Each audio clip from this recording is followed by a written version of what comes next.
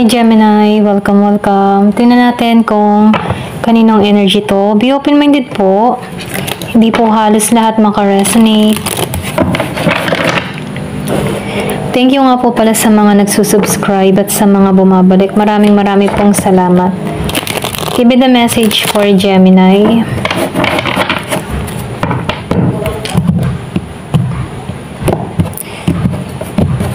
Tingnan natin kung ano yung situation mo ngayon. Ayan, tumalsik agad. So, kunin ko na to.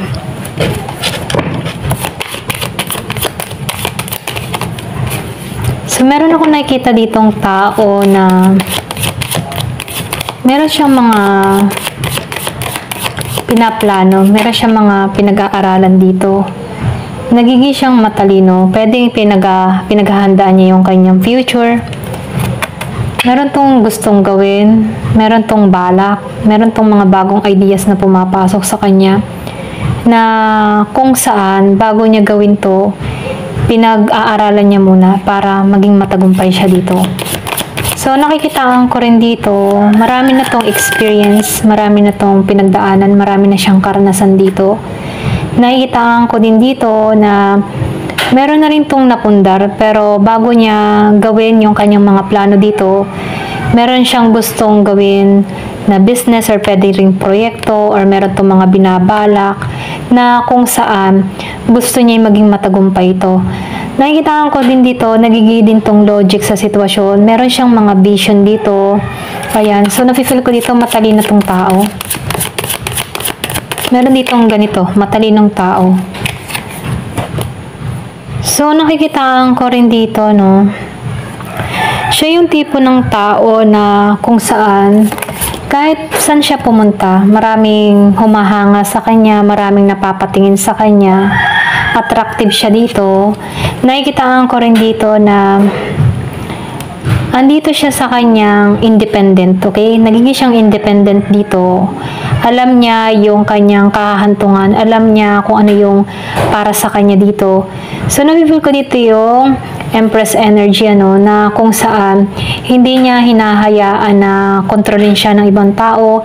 Nagdidesisyon siya dito ng naayos or naayon para sa kanya.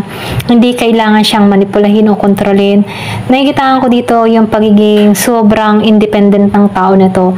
Pwedeng yung iba sa inyo, matagumpay na tao or meron kang mga plano or meron kang isasagawa dito na kung saan nafe-feel ko dito yung pagka-leader or pwede rin merong CEO or merong business. So, nakikita ko dito yung determinasyon ng tao na to na kung saan meron ditong na-attract sa kanya dahil sa mga character niya or pwede rin sabihin dahil sa pag-uugali niya dito. Hindi lang isa ang na-attract dito, ito lang nakikita ko. So, nakikitaan ko rin dito, siya yung tipo ng tao na prangka. Ayan. Ito rin nafe-feel ko, kung meron man prangka dito.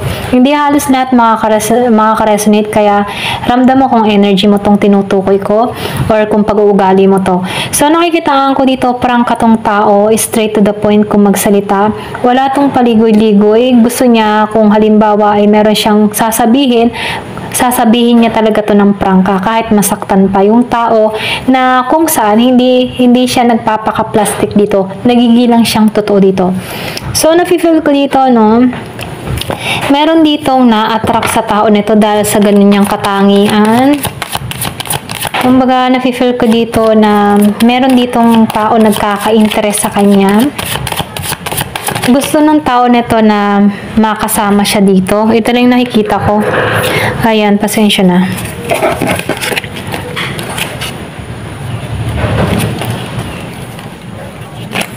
Gusto ng tao na to na makilala siya, makasama siya, or pwede rin nakasubaybay na rin tong tao sa kanya dito.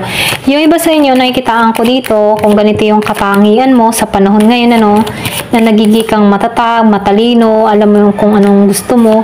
Nakikitaan ko dito na meron nagkaka-interest sa'yo dito na Scorpio, Cancer, and Pisces, na kung saan nakatuon to sa'yo. Pwede rin gusto ka ng tao nito na makasama or mapangsawa or pwede rin makapartner sa buhay, maging sa negosyo. Okay.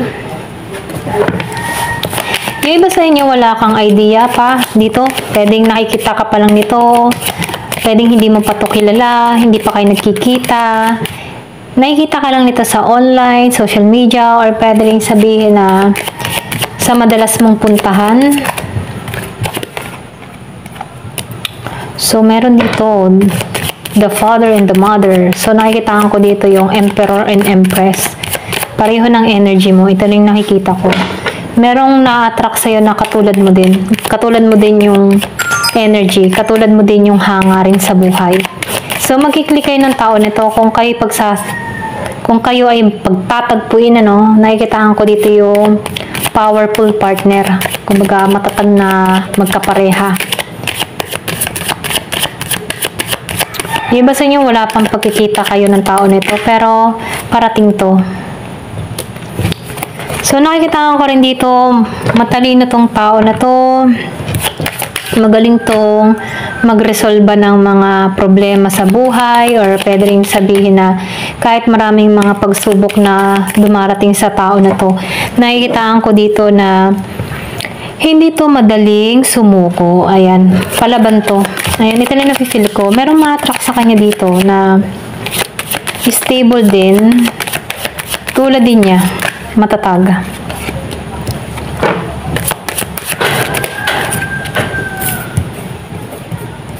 So, nakikita ko rin dito yung iba sa inyo. Meron ka ditong first impression. Parang sa unang tingin mo, hindi ka magiging mapala dito. Or pwede rin ma-judge mo tong tao na to. Meron kang mga ganun about dito sa tao na to. Pwedeng hindi mo na gugustuhan yung aura nito. Ayan. Pero ganun pa man, nakikitaan ko dito na na-entertain to sa'yo. Ayan.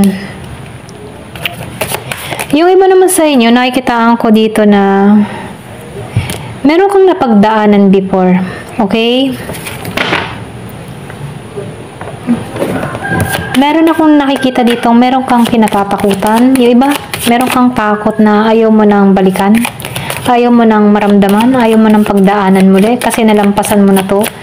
Yung iba sa inyo, ginusting ka or pwede rin nakaranas ka dito na binitray or niloko. Kaya takot ka nang sumugal. Kaya medyo grounded ka. Okay? Masyado kang maingat.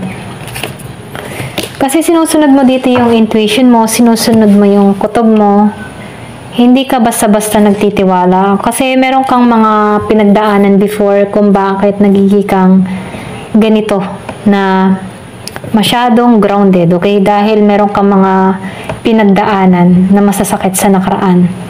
Kaya ikaw, nakikitaan ko dito, marunong kang bumalanse. Marunong kang tumingin ng tao or pwede rin marunong kang bumasa ng tao. Yung iba sa inyo, nasa-sense mo kapag ang tao ay mabuti or magandang hangarin, pero dahil nakaranas ka na dito ng hindi naging maganda ang kapalaran mo before sa unang relasyon or pwede rin sa sitwasyon na kinaharap mo before. Ito rin nakikita ko. Kaya medyo mayroong kang trust issue dito. Ayan. So, tingnan natin ngayon yung advice sa'yo. So, hindi halos lahat maka-resonate. Maybe the message. Ano yung advice sa'yo?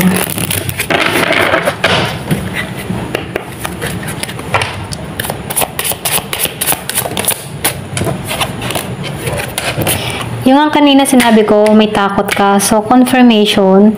Minumukay dito na i-let go mo yung takot mo. Binibigyan ka dito ng lakas ng loob at magtiwala ka sa Diyos, magtiwala ka sa Poong May Kapal. Palayain mo yung sarili mo sa nakaraan.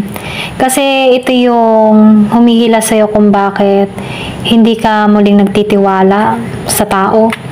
Maybe kaya naranasan mo tong takot na to or experience na to dahil para mabuo kang muli, para makamtan mo yung mga minimithi mo, or para ituon ka sa magandang naghihintay sa'yo. So, ina-advise lang dito sa'yo na kailangan mo ng bigyang laya ang sarili, lalo-lalo na sa mga takot ng nakaraan.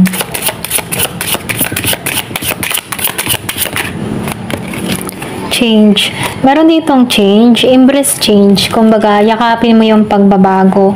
Kasi nakikitaan ko dito na maraming nangyari sa'yo, maraming naganap sa'yo, maraming pagbabago na unti-unti na nangyayari sa'yo na kung saan nakikitaan ko dito na lumago ka, nag-grow ka, or pwede rin nag-matured ka. So, embrace mo yung pagbabago at talikuran yung mga takot ng nakaraan. Practice patient. Kumaga sa practice patient, kailangan marunong tayo mag-intay. Hindi dapat kailangan na tayo maging padalos-dalos sa atin mga ninanais.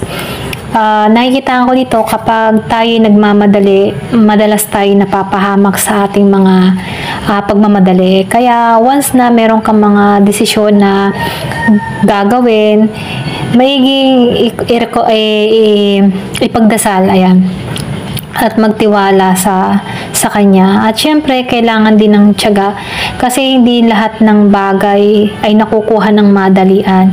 Hindi ang tagumpay ay nakukuha ng ganun-ganun lang. So, ang pagtagumpay ng isang tao ay nakukuha sa tiyaga at sa pagtitiwala sa Poong May Kapal. Ayan, ito na yung nakikita ko sa'yo. Thank you for watching. Love and peace.